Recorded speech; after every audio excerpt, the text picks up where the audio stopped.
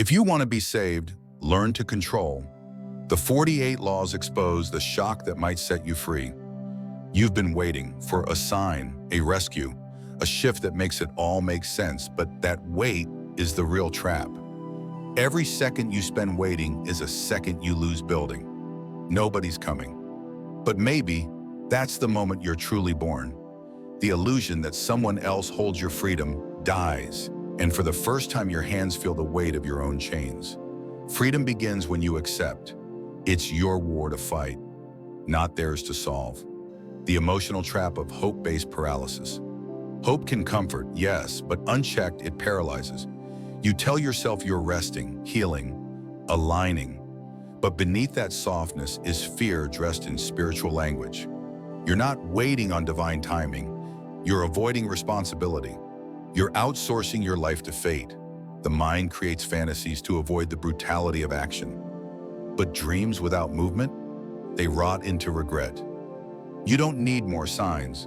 You need to act like the one you were waiting for. Why most people prefer being the victim? Being a victim protects you. You can't fail if you don't try.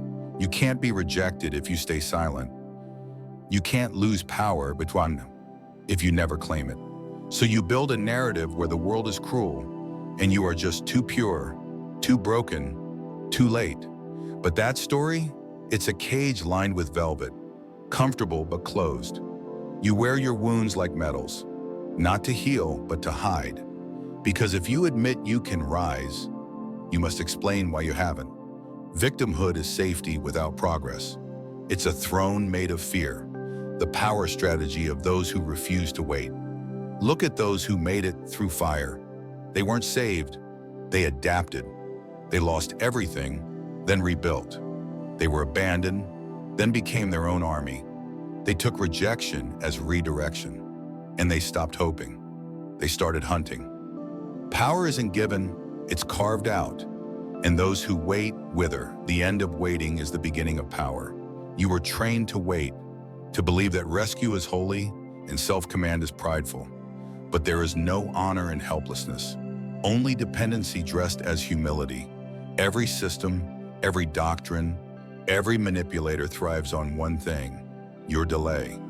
You become easier to own when you're afraid to move alone. But here's a secret: you are not alone. You were simply never told that the voice inside you was enough. Now you hear it. This isn't cruelty, it's clarity. No one's coming, but someone is here. You, and maybe that's not despair. Maybe finally, that's freedom.